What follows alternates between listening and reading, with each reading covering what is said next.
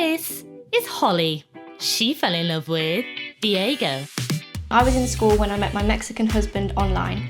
Holly travelled across the world when she was only 16 years old to meet Diego. People say I'm married with Holly or the visa. The now married couple make videos online about their story, but some followers have questioned whether their relationship is real. People can be quite xenophobic, quite racist. Yeah. My friends thought you were just trying to get to the UK. Oh, he's just married you, now he's in this country, forever he's going to leave you. We met on TikTok back when it was still called Musical.ly, which was back in 2018. And I posted this video of me sliding around my kitchen floor effectively, and it went viral. And yeah, people from all over the world saw it and liked it, and that included you. I message Holly because I see a video about her and I say, oh, alright, she's beautiful.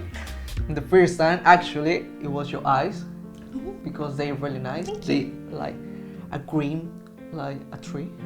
Thanks, I think. Speaking to Diego, obviously he's from Mexico, and the type of Spanish I spoke was more tailored to Spain. So talking to him, he taught me how to speak proper Mexican Spanish. Bueno, pues ayuda a Holly con su español. Es lo que tenemos. No lo podía haber hecho sin él. Lo sé, realmente lo sé. We was talking when I was 16 and she was 15, and after a year and a month talking before meet.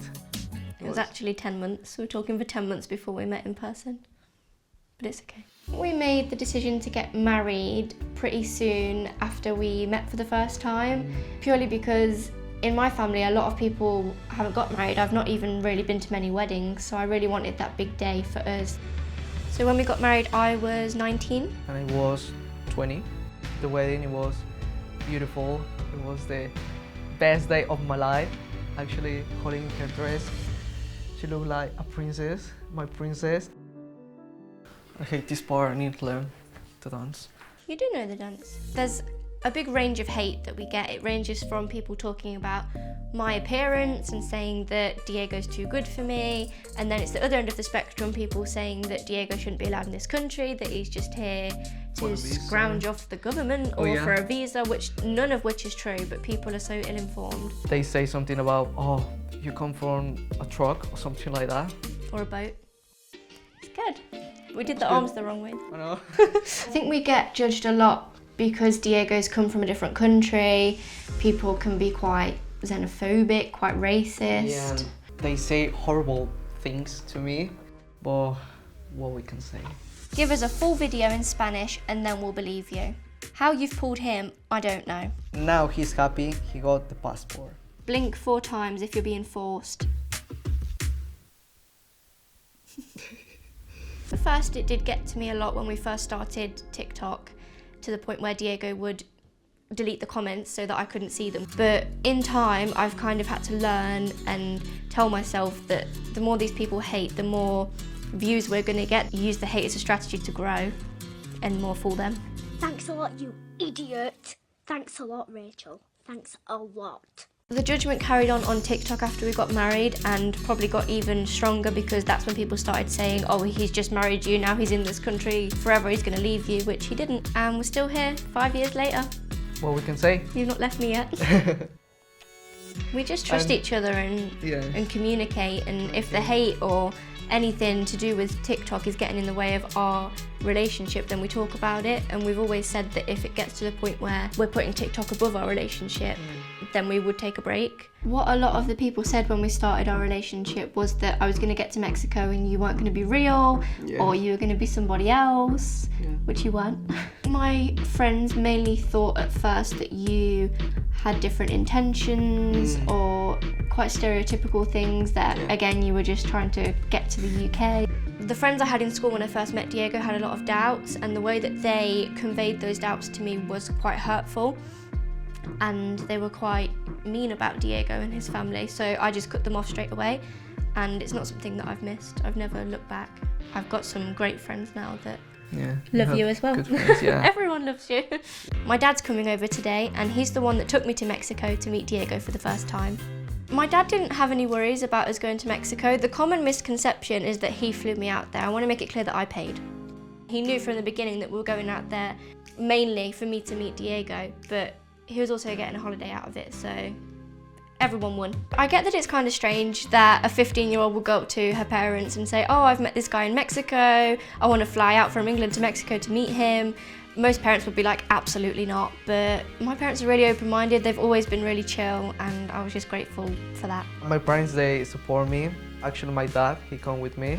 I told him, oh, Dad, I meet this girl at my school. So he said, oh, all right, I'm gonna come with you to meet her. And then once they approved of me and they liked me, he told them the truth, and they weren't mad actually. Yeah. They actually said, I see why you did it, we probably wouldn't have let you go and meet her, so well played.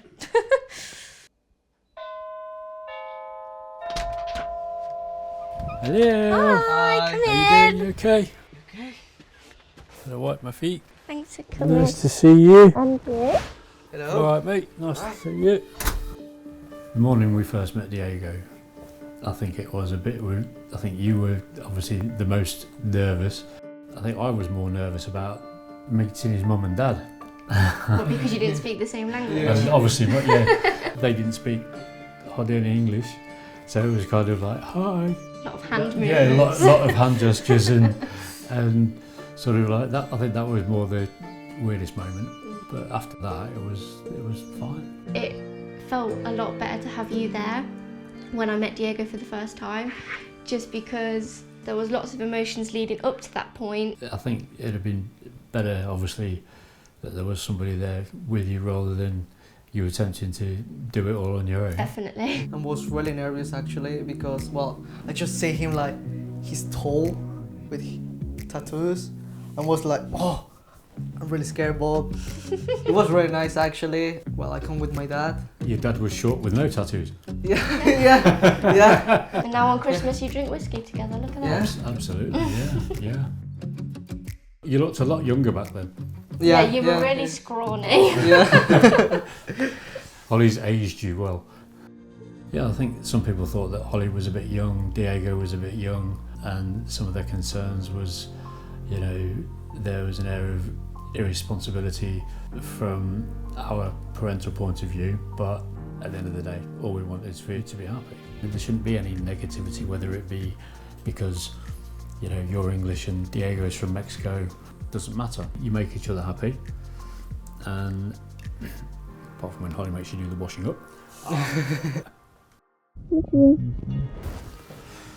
Thank you. See you later, mate. Take care. We've been together for 5 years now, 5 years still going strong. We're thinking about having kids in a few years. We're all good. What I most love about Diego is how he makes me love the parts of myself that I don't want to love.